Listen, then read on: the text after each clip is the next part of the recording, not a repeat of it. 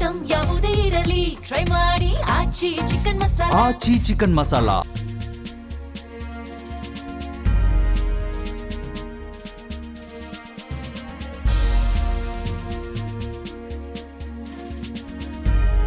ನಮಸ್ಕಾರ, ವಿಶೇಷ ಕಾರ್ಯಕ್ರಮಕ್ಕೆ ಸ್ವಾಗತ. ನಾನು ಸಿಂಚನಾ. T20 ಕ್ರಿಕೆಟ್ ವಿಶ್ವಕಪ್ನ ಸೂಪರ್ 8 ಪಂದ್ಯಗಳು ನಡೀತಾ ಇದೆ. ನಮ್ಮ ಭಾರತ ತಂಡ ಇದೇ 26ಕ್ಕೆ ಅಂದ್ರೆ ನಾಳೆ ಜಿಂಬಾಬ್ವೆ ವಿರುದ್ಧ ಆಡುತ್ತೆ. ಹಾಗೆ ವೆಸ್ಟ್ ಇಂಡೀಸ್ ವಿರುದ್ಧ ಮಾರ್ಚ್ 1ರಂದು ಸೂಪರ್ 8ನ ಕೊನೆಯ ಮ್ಯಾಚ್ ಇರುತ್ತೆ. ಈ ಎರಡೂ ಮ್ಯಾಚ್ಗಳು ಭಾರತಕ್ಕೆ ತುಂಬಾನೇ ಇಂಪಾರ್ಟೆಂಟ್ ಆಗಿರುತ್ತೆ. ಇದರ ಜೊತೆಗೆ ನಿನ್ನೆ ನಡೆದ ಮ್ಯಾಚ್ನಲ್ಲಿ ಪಾಕಿಸ್ತಾನ ಇಂಗ್ಲೆಂಡ್ ವಿರುದ್ಧ ಸೋತು ಸುಣ್ಣವಾಗಿದೆ. ಈ ಎಲ್ಲದರ ಬಗ್ಗೆ ಇವತ್ತು ಮಾತಾಡೋಣ. ಇದೇ ಹೊತ್ತಿನ ವಿಶೇಷ T20 ಕ್ರಿಕೆಟ್ ವಿಶ್ವ ಸಮರ.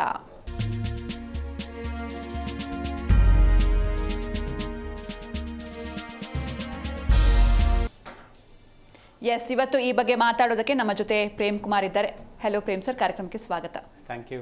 ಹಾಗೆ ಮಲ್ಲಿಕಾರ್ಜುನ್ ಪಾಟೀಲ್ ಕೂಡ ಜಾಯ್ನ್ ಆಗಿದ್ದಾರೆ. ಹೆಲೋ ಪಾಟೀಲ್ ಸರ್, ಕಾರ್ಯಕ್ರಮಕ್ಕೆ ಸ್ವಾಗತ. Hi madam. Hi. Yes Prem sir, ಸದ್ಯ ನಮ್ಮ ಭಾರತದ ಪರಿಸ್ಥಿತಿ ಯಾವ ರೀತಿ ಇದೆ ಅಂತ? ಸದ್ಯಕ್ಕೆ ಬೇರೆಯವರ ಗೆಲುವಿನ ಮೇಲೆ ಲೆಕ್ಕಾಚಾರ ಹಾಕಬೇಕು ಒಂದು, ಇನ್ನೊಂದು ನಮ್ಮ ಸಾಮರ್ಥ್ಯದ ಮೇಲೆ ನಿಂತಿದೆ. ಅಂದರೆ ನಾವು ಈ ಒಂದು ವರ್ಲ್ಡ್ ಕಪ್ ಬರೋ ಮುನ್ನ ಹೊಡಿಬಡಿ ಆಟಕ್ಕೆ ಹೇಳಿ ಮಾಡಿಸಿತ್ತು. ಹಾಗಾಗಿ ವರ್ಲ್ಡ್ ನಂಬರ್ 1 ತಂಡ T20ಯಲ್ಲಿ ಅಷ್ಟೇ ಡೇಂಜರಸ್ ತಂಡ ಅಂತ ನಾವು ಹೆಸರು ತೆಗೆದುಕೊಂಡಿದ್ದೀವಿ. ಆದರೆ ಅದನ್ನು ವರ್ಲ್ಡ್ ಕಪ್ಪಲ್ಲಿ ನಾವು ಈ T20 ವರ್ಲ್ಡ್ ಕಪ್ಪಲ್ಲಿ ಅದನ್ನು ನಾವು ಅಪ್ಲೈ ಮಾಡೋಕ್ಕಾಗಲಿ ಸೋತಿದ್ದೀವಿ. ಅಂದರೆ ಲೀಗ್ ಹಂತದಲ್ಲಿರ್ಬೋದು ಅಗ್ರೆಸಿವ್ನೆಸ್ ನೋಡಲಿಲ್ಲ, ಭಯದಲ್ಲೇ ಎಲ್ಲಿ ಆಲ್ಔಟ್ ಆಗಿಬಿಡ್ತೀವೋ ಸಣ್ಣ ತಂಡದ ಮೇಲೆ ಅಂತ ಒದ್ದಾಡ್ಕೊಂಡು ಗೆದ್ದಿದ್ದು. ಅದಾದಮೇಲೆ ಓಪನರ್ ಅಷ್ಟೇ ಅವರು ಎಲ್ಲಿಗಂದ್ರೆ ಅಭ್ಯಾಸ ಪಂದ್ಯದವರೆಗೂ ನ್ಯೂಜಿಲೆಂಡ್ ಸೀರೀಸಿಂದ ಕೊನೆಯ ನಂತರ ಅಭ್ಯಾಸ ಪಂದ್ಯದವರೆಗೂ ಕೂಡ ಅದೇ ರೀತಿಯ ಗರ್ಜನೆ ಮಾಡ್ತಾ ಇದ್ರು. 20 ಬಾಲಿಗೆ 50 ಹೊಡೆಯುವಂತ ಕಿಶನ್ ಬ್ಯಾಟು ಒಂದು ಮ್ಯಾಚ್ ಅಲ್ಲಿ ಬಿಟ್ರೆ ಆಮೇಲೆ ಸದ್ ಮಾಡಲಿಲ್ಲ. ಅಭಿಷೇಕ್ ಶರ್ಮಾ ಸದ್ ಮಾಡಲಿಲ್ಲ. ಆ ಕೆಲಸವನ್ನ ಸೌತ್ ಆಫ್ರಿಕಾ ತಂಡ ಮುಂದುವರಿಸಿದ್ರು. ಜೊತೆಗೆ ಸಿಚುಯೇಷನ್ ನೋಡಿ ಬ್ಯಾಟ್ ಬೀಸುವ ಆಟಗಾರರ ಕೊರತೆ. ನಮಗೆ ಸಿಚುಯೇಷನ್ ನೋಡಿ ಬ್ಯಾಟ್ ಬೀಸಬೇಕು ಅಂತ ಹೇಳಿದ್ರೆ, ಈಗ ಉತ್ತಮವಾಗಿ ಹೇಳ್ತಾ ಇದ್ರು ಪಠಾಣ್ ಒಂದ್ ಕಡೆಗೆ, ಇರ್ಫಾನ್ ಪಠಾಣ್. ಒಂದು ವೆಸ್ಟ್ ಇಂಡೀಸ್ಗೆ ಪೂರನ್ ಅಂತ ಆಟಗಾರ ಇಲ್ಲದೆ ಇರೋದು ಯಾವುದೇ ರೀತಿಯ ಕೊರತೆ ಆಗಲಿಲ್ಲ. ದಕ್ಷಿಣ ಆಫ್ರಿಕಾಗೆ ಕ್ಲಸನ್ ಇರಲಿಲ್ಲ ಈ ಬಾರಿ, ಅದು ಕೂಡ ಎಲ್ಲೂ ಕೊರತೆ ಆಗಲಿಲ್ಲ. ಆದರೆ ಭಾರತಕ್ಕೆ ಕೊಹ್ಲಿ ಮತ್ತು ರೋಹಿತ್ ಶರ್ಮಾ ಇಲ್ಲದೆ ಇರೋದು ದೊಡ್ಡ ಕೊರತೆ ಆಗೋಯ್ತು ಅಂತ ನೋಡಿ. ನಾವು 15% ವಿನ್ನಿಂಗ್ ರೇಟ್ ಇರೋದನ್ನ 100% ಕನ್ವರ್ಟ್ ಮಾಡೋ ಆಟಗಾರ ಯಾರಾದರೂ ಒಬ್ಬ ಇದ್ದಿದ್ರೆ, ಅಥವಾ 160+ ಆದಾಗ ಚೇಂಜಿಂಗ್ ಮಾಡಿ ನಾವು ಗೆದ್ದಿದ್ದೀವಿ ಅಂದ್ರೆ one and only Virat Kohli. ಅಂದ್ರೆ ಅದನ್ನ ಮೊನ್ನೆ ಹಾರ್ದಿಕ್ ಪಾಂಡೆ ಕೂಡ ಹೇಳ್ತಾ ಇದ್ರು, ಯಾರನ್ನ ಮಿಸ್ ಮಾಡ್ಕೋತೀವಿ ಅಂದ್ರೆ ಇಂಥ ಸಂದರ್ಭದಲ್ಲಿ ವಿರಾಟ್ ಬಾಯ್ನ ಅವರಿದ್ದಾಗ ನಾವು ಕೂಡ ಒತ್ತಡದ ಪಂದ್ಯಗಳಲ್ಲಿ ಹೇಗೆ ಫ್ರೀಯಾಗಿ ಆಡಬೇಕು ಅನ್ನೋದನ್ನ ಹೇಳ್ಕೊಡ್ತಾ ಇದ್ರು. ನಾನು ಅವ್ರನ್ನ ಮಿಸ್ ಮಾಡ್ತೀನಿ ಅಂತ. ಅಂದ್ರೆ ಸ್ಕೋರ್ ತುಂಬಾ ದೊಡ್ಡದಿದೆ, ಆರಂಭಕ್ಕೂ ವಿಕೆಟ್ ಬಿದ್ದಿದೆ ಅಂದಾಗ 3ನೇ ಕ್ರಮಾಂಕ ವಿರಾಟ್ ಕೊಹ್ಲಿ ಆಡುವ ಕ್ರಮಾಂಕದಲ್ಲಿ ತಿಲಕ್ ವರ್ಮಾ ಬರ್ತಾರೆ. ಎಷ್ಟು ಬೇಜವಾಬ್ದಾರಿಯುತ ಆಟ ಆಡಬೇಕು, ಬೇಜವಾಬ್ದಾರಿ ಆಟ ಆಡಿದ್ರು. ಒಂದ್ ಕಡೆಗೆ ಅದು ಎಲ್ಲೋ ಇವತ್ತಿನ ಸಂಕಷ್ಟಕ್ಕೆ ಪ್ರಮುಖ ಕಾರಣ. ಇನ್ನೊಂದು ಕಡೆಗೆ 3ನೇ ವಿಕೆಟ್ಗೆ ನಾವು ಆಡ್ಬೇಕಾದ್ರೆ ಸೂರ್ಯಕುಮಾರ್ ಜೊತೆಗೆ ನಾವು ಅಪ್ತಿ ಆಡ್ರೆಗೆ ಉಪನಾಯಕನ ಕಳಿಸ್ಬೋದಾಗಿತ್ತು. ಬ್ಲೆಂಡರ್ ಅಂತ ಹೇಳಿದ್ರೆ ಉಪನಾಯಕನ ಕೂರಿಸಿರುವುದು ಒಂದ್ ಕಡೆಗೆ ಕೋಚ್ ಮತ್ತು ಕ್ಯಾಪ್ಟನ್ ನ ಮೂರ್ಖತನದ ಪರಮಾವಧಿ. ಅಲ್ಲಿ ಕೂಡ ಸೆಟಲ್ ಬ್ಯಾಟ್ಸ್ಮನ್ ಇದ್ರು, ಬ್ರಾವಿಸ್ ಇರ್ಬೋದು, ಮಿಲ್ಲರ್ ಇರ್ಬೋದು. ಆ ಹಂತದಲ್ಲಿ ವಿಕೆಟ್ ಟೇಕಿಂಗ್ ಬೌಲರ್ ಯಾರಾದ್ರೂ ಇದ್ರೆ ಈ ಹಿಂದಿನ ಮ್ಯಾಚ್ಗಳಲ್ಲಿ ನೋಡಿ ನಿಮ್ಗೆ ಅಕ್ಷರ್ ಪಟೇಲ್ ತುಂಬಾ ಚೆನ್ನಾಗಿ ಬೌಲ್ ಮಾಡಿ ಆ ತರದ ಪಾರ್ಟ್ನರ್ಶಿಪ್ ನ ಬ್ರೇಕ್ ಮಾಡ್ತಾ ಇದ್ರು. ಅದು ಒಂದು ಮೈನಸ್ ಅವರಿಗೆ. ಜೊತೆಗೆ ಮಧ್ಯಮ ಕ್ರಮಾಂಕದಲ್ಲಿ ಹೋಗ್ಲಿ ಆರಂಭಿಕರು ವಿಕೆಟ್ ಹೋಗಿದೆ, ಪಾಂಡ್ಯ ಮತ್ತು ಶಿವಮ್ ದುಬೆ ಇದೆ, ಅಲ್ಲೊಂದು ಒಳ್ಳೆ ಇನ್ನಿಂಗ್ಸ್ ಕಟ್ಟೋಣ ಅನ್ನುವ ಜವಾಬ್ದಾರಿಯನ್ನ ಯಾರು ತೆಗೆದುಕೊಳ್ಳಿಲ್ಲ. ದುಬೆ ನಾನು ಏನ್ ಮಾಡ್ಲಿ ಅನ್ನುವ ಹಂತಕ್ಕೆ ಬಂದಿದ್ರು ಸಿಂಚನ. ಯಾಕಂತ ಹೇಳಿದ್ರೆ ಶಿವಮ್ ದುಬೆ ಆಡಿಲ್ಲ ಅಂತ ಹೇಳಿದ್ರೆ ಇನ್ನ ಕುಸ್ತೋಗ್ತಾ ಇತ್ತು, ನಾವು 100 ಒಳಗೆ ಆಲ್ ಔಟ್ ಆಗ್ತಾ ಇದ್ದೀವಿ. ಆ ಹಂತಕ್ಕೂ ಕೂಡ ಹಾರ್ದಿಕ್ ಪಾಂಡೆ ತುಂಬಾ ಎಕ್ಸ್ಪೀರಿಯನ್ಸ್ ಫೆಲೋ. 1-2 ಓವರ್ ಅಲ್ಲಿ 20-20 ಅಂತ ಹೇಳಿದ್ರೆ ಯಾವುದೋ ಒಬ್ಬ ಬೌಲರ್ನ ಇಬ್ರು ಟಾರ್ಗೆಟ್ ಮಾಡ್ಕೊಂಡು 20 ರನ್ ಕಲೆ ಹಾಕಿದ್ರೆ ಒಂದು ಹಂತಕ್ಕೆ 40 ರನ್ ಬಂದ್ಬಿಡ್ತಾ ಇತ್ತು ತಂಡದ ಒಳಗಡೆ. ಅವಾಗ ಕೊನೆ ಸ್ಲಾಗ್ ಓವರ್ ಅಲ್ಲಿ ಏನು ಸೌತ್ ಆಫ್ರಿಕನ್ ಬೌಲರ್ ಕನ್ಫ್ಯೂಸ್ ಆಗ್ತಾ ಇದ್ರು. ಇಬ್ರು ಹಿಟ್ಟರ್ ಇದ್ರು, ಹಾರ್ಡ್ ಹಿಟ್ಟರ್ ಇದ್ರು ಅಲ್ಲಿ. ಹಾಗಾಗಿನೇ ತುಂಬಾ ಆ ಸಿಚುಯೇಷನ್ ಕೂಡ ಅರ್ಥ ಮಾಡ್ಕೊಳ್ಳಿಲ್ಲ. ಈಗ ನಮಗೆ ಮುಂದಿರುವ ಪ್ರಾಬ್ಲಮ್ ಅಂತ ಹೇಳಿದ್ರೆ, ಒಂದು ನಾವು ಮುಂದಿನ ಪಂದ್ಯವನ್ನು ದೊಡ್ಡ ಅಂತರದಲ್ಲಿ ಗೆಲ್ಲಬೇಕು. ಇವಾಗ ಒಂದು 70 ಅಥವಾ 100 ರನ್ ಅಂತರದಲ್ಲಿ ಗೆಲ್ಲಬೇಕಾಗತ್ತೆ. ಅಥವಾ ನಾವು ಮೊದಲು ಬ್ಯಾಟ್ ಮಾಡಿ ಒಂದು 250, ಮೊನ್ನೆ ಹೇಗೆ ವೆಸ್ಟ್ ಇಂಡೀಸ್ ಕೂಡ ನಮ್ಗೆ ಇಂಥ ಸಿಚುಯೇಷನ್ ಬರುತ್ತೆ ಅಂತೇಳಿ ಸಿಕ್ಕಿರೋ ಅವಕಾಶವನ್ನ ತುಂಬಾ ಚೆನ್ನಾಗಿ ಬಳಸ್ಕೊಂಡು ರನ್ ರೇಟ್ ಹೆಚ್ಚು ಮಾಡ್ಕೊಂಡು ಕೂತಿದ್ದಾರೆ ಅವರು. ಈಗ ನಾವು ಮುಂದಿನ 2 ಪಂದ್ಯವನ್ನ ಗೆದ್ದು ವೆಸ್ಟ್ ಇಂಡೀಸ್ ಕೂಡ ಮುಂದಿನ ಪಂದ್ಯಗಳಲ್ಲಿ ಗೆಲ್ತು ಅಂತ ಹೇಳಿದ್ರೆ ನಮಗೆ ರನ್ ರೇಟ್ ಆಧಾರ ನೋಡ್ಬೇಕಾಗತ್ತೆ ಅಲ್ಲಿ. ಆವಾಗ ಅವರೇ ಮುಂದಕ್ಕೆ ಹೋಗ್ತಾರೆ, ನಮಗೆ ಆಪ್ಷನ್ ಇಲ್ಲ. ಹಾಗಾಗಿ ಸೌತ್ ಆಫ್ರಿಕಾ ಮುಂದಿನ ವೆಸ್ಟ್ ಇಂಡೀಸ್ ಮತ್ತು ಜಿಂಬಾಬ್ವೆ ಎರಡೂ ತಂಡವನ್ನ ಸೋಲಿಸಬೇಕು, ದಿಗ್ವಿಜಯ ಯಾತ್ರೆಯನ್ನ ಮುಂದುವರಿಸಬೇಕು. ಜೊತೆಗೆ ನಾವು ಮುಂದಿನ ಪಂದ್ಯಗಳಲ್ಲಿ ಒಂದರಲ್ಲಿ ಬೃಹತ್ ಮೊತ್ತದಲ್ಲಿ ಗೆಲ್ಲಬೇಕು, ಇನ್ನೊಂದು ಕಡೆಗೆ ವೆಸ್ಟ್ ಇಂಡೀಸ್ನು ಕೂಡ ನಾವು ದೊಡ್ಡ ಅಂತರದಲ್ಲಿ ಗೆಲುವನ್ನ ಸಾಧಿಸಬೇಕು. ಈ ಹಂತಕ್ಕೆ ಆದಾಗ ಏನಾದ್ರೂ ಚಾನ್ಸಸ್ ಇದೆವೇನಾ, ಇಲ್ಲ ಅಂತ ಹೇಳಿದ್ರೆ ಕಷ್ಟ ಸಾಧ್ಯ. ಬಹಳಷ್ಟು ನಿರಾಸೆ. ಈಗ ನಾವು ಇಷ್ಟೊಂದು ಬಹಳ ಬೇಜಾರಲ್ಲಿ ಮಾತಾಡ್ತಿದೀವಿ ಅಂತ ಹೇಳಿದ್ರೆ ದೊಡ್ಡ ತಂಡ ನಾವು 2011ರಲ್ಲಿ ನಾವು ವರ್ಲ್ಡ್ ಕಪ್ ಅನ್ನ ಸೋತಿರು ಕೂಡ ಅವಾಗ Shami bowling, Bumrah bowling, Kohli batting final ಬರೋವರೆಗೂ ಆ ತಂಡ ಅಗ್ರೆಸಿವ್ನೆಸ್ ನ ಭಾರತದಲ್ಲಿ ನಾವು ನಮ್ದೇ ಪಿಚ್ ಅಂತ ತುಂಬಾ ಚೆನ್ನಾಗಿ ತೋರಿಸಿದ್ರು. ಆದ್ರೆ ಈ T20 ನನಗೆ ಲಂಕಾ ಸೋತ್ರು ಪರವಾಗಿಲ್ಲ, ಲಂಕಾದಲ್ಲಿ ಸಿಂಹಳಿಯರು ಆರ್ಭಟ ಮಾಡಿದ್ರು, ನಮ್ಮ ಆರಂಭದಿಂದನೂ ಆರ್ಭಟ ಕಂಡಿಲ್ಲ. ಹೇಗೆ ಚೇತರಿಸ್ಕೊಳ್ತಾರೆ ಅನ್ನೋದು ನನಗೆ ನಿಜಕ್ಕೂ ಗೊತ್ತಿಲ್ಲ ಈ ಹಂತಕ್ಕೆ ಸಿಂಚನ. ಎಸ್, ಇನ್ನು ಪಾಟೀಲ್ ಸರ್, ನಾಳೆ ಕೂಡ ಒಂದು ಮ್ಯಾಚ್ ಇದೆ ಜಿಂಬಾಬ್ವೆ ವಿರುದ್ಧ. ಹೀಗಾಗಿ ಭಾರತ ತಂಡಕ್ಕೆ ಸೆಮಿಫೈನಲ್ಸ್ಗೆ ಹೋಗ್ಬೇಕು ಅಂದ್ರೆ ದಾರಿ ಏನಾದ್ರೂ ಇದೆಯಾ ಅಥವಾ ಕಷ್ಟನ ಹೇಗೆ? ಕಷ್ಟ ಏನಿಲ್ಲ, ಒಂದು ಆಪ್ಷನ್ ಅಂತೂ ಖಂಡಿತವಾಗ್ಲೂ ಓಪನ್ ಇದೆ. ಬಟ್ ಅದು ದೇವ್ರ ಮೇಲೆ ನಿಂತಿದೆ. ನಾವು ಹೆಂಗೆ ಪ್ರತಿ ಸರಿ RCB ಬೇಡ್ಕೋತಿದ್ವು ಹಾಗೆ ಇವತ್ತು ಕೂಡ ಬೇಡ್ಕೊಳ್ಳೋಣ. ಟೀಮ್ ಇಂಡಿಯಾಗೆ 2 ದಾರಿ. ಒಂದೇನು ಅಂತಂದರೆ ವೆಸ್ಟ್ ಇಂಡೀಸ್ ಸೋಲ್ಬೇಕು, ಯಾರ ಜೊತೆಗೆ? ದಕ್ಷಿಣ ಆಫ್ರಿಕಾ ಜೊತೆಗೆ. ಭಾರತ ವೆಸ್ಟ್ ಇಂಡೀಸ್ ಮತ್ತು ಜಿಂಬಾಬ್ವೆ ಜೊತೆಗೆ ಗೆಲ್ಲಬೇಕು. ಇದಿಷ್ಟೇ ಆಪ್ಷನ್ ಇರೋದು. ವೆಸ್ಟ್ ಇಂಡೀಸ್ ಇಂಗ್ಲೆಂಡ್ ಜೊತೆಗೆ ಸೋತು ನಾವೇನಾದರೂ ವೆಸ್ಟ್ ಇಂಡೀಸ್ ಮೇಲೆ ಸೋತ್ಬಿಟ್ರೆ ಅದು ವೇಸ್ಟೇ. ನಾವು ಪ್ರೇಯರ್ ಮಾಡ್ಕೋತಾ ಇದ್ವಿ, ಸೌತ್ ಆಫ್ರಿಕಾ ಗೆಲ್ಲಪ್ಪ ಗೆಲ್ಲಪ್ಪ ಗೆಲ್ಲಪ್ಪ ಅಂತ ಹೇಳಿ. ಅವು ಹಾಗೆ ಆಗಿ ವೆಸ್ಟ್ ಇಂಡೀಸ್ ಏನಾದರೂ ಸೋತ್ಬಿಟ್ರು ಅಂದರೆ, ಅದಾದ ನಂತರ ಇಂಡಿಯಾ ಬಂದು ವೆಸ್ಟ್ ಇಂಡೀಸ್ ಮೇಲೆ ಸೋತ್ಬಿಟ್ರೆ ಅದೇನೋ ಅಂತಾರಲ್ಲ, ಇಷ್ಟು ಜನರ ಪ್ರೇಯರ್ ಎಲ್ಲ ಹೊಳೆಯಲ್ಲಿ ಹುಣಸಿ ಅಂತ ತೊಳ್ದಂಗೆ ಆಗುತ್ತೆ ಅಂತ, ಆ ಥರ ಆಗುತ್ತೆ. ಖಂಡಿತವಾಗ್ಲೂ ಅದು ಆಗೋದು ಬೇಡ. ಈ ದಾರಿ ಅಂತೂ ಒಂದು ಓಪನ್ ಇದೆ. ಬಟ್ ಇಲ್ಲೇನಾದರೂ ಸೌತ್ ಆಫ್ರಿಕಾ ಏನಾದರೂ ವೆಸ್ಟ್ ಇಂಡೀಸ್ ಜೊತೆಗೆ ಗೆದ್ದುಬಿಟ್ರೆ ಆಲ್ಮೋಸ್ಟ್ ಬಾಗಿಲು ಬಂದು, ಅದರಲ್ಲಂತೂ ಡೌಟೇ ಇಲ್ಲ. ನನಗೆ ಇವ್ರು ಆಡೋ ರೀತಿ ನೋಡಿದರೆ ಎಲ್ಲಿ ಜಿಂಬಾಬ್ವೆ ಜೊತೆ ಸೋತ್ಬಿಡ್ತಾರೋ ಅಂತ ಅನಿಸ್ತಾ ಇದೆ. ಹಂಗೆ ಆಗ್ತಾ ಇದೆ. ಪ್ರೇಮ್ ಒಂದು ಒಳ್ಳೆ ಲೆಕ್ಕಾಚಾರ ಹೇಳಿದ್ರು, ಕೊಹ್ಲಿ ಇಲ್ಲ ಅಂತಂದರೆ ನೀವೇನೂ ಇಲ್ಲ ಅನ್ನೋದನ್ನು ಡೈರೆಕ್ಟಾಗಿ ಹೇಳ್ಬಿಟ್ರು ಅವರು.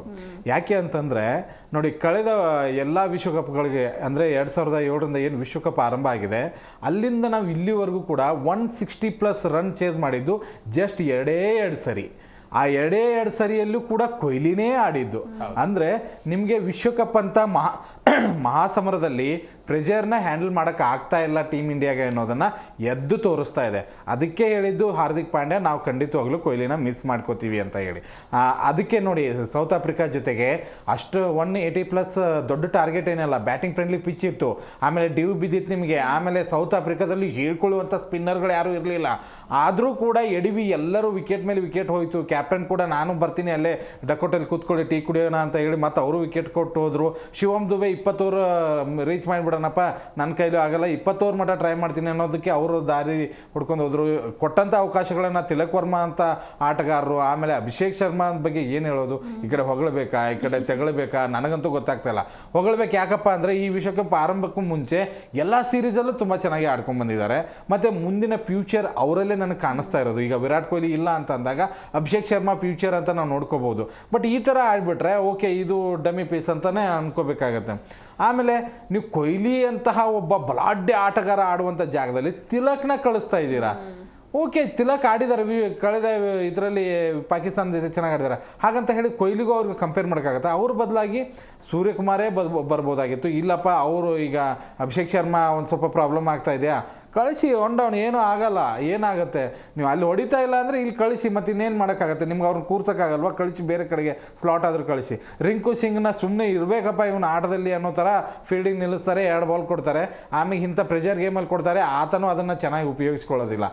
ನನಗನ್ಸಿದ ಮಟ್ಟಿಗೆ ಕೋಚು ಕ್ಯಾಪ್ಟನ್ ಇಬ್ಬರು ವರ್ಸ್ಟಲ್ಲೇ ವರ್ಸ್ಟ್. ಇವರು ಇಬ್ಬರನ್ನು ತೆಗೆದೊಗಿಬೇಕು.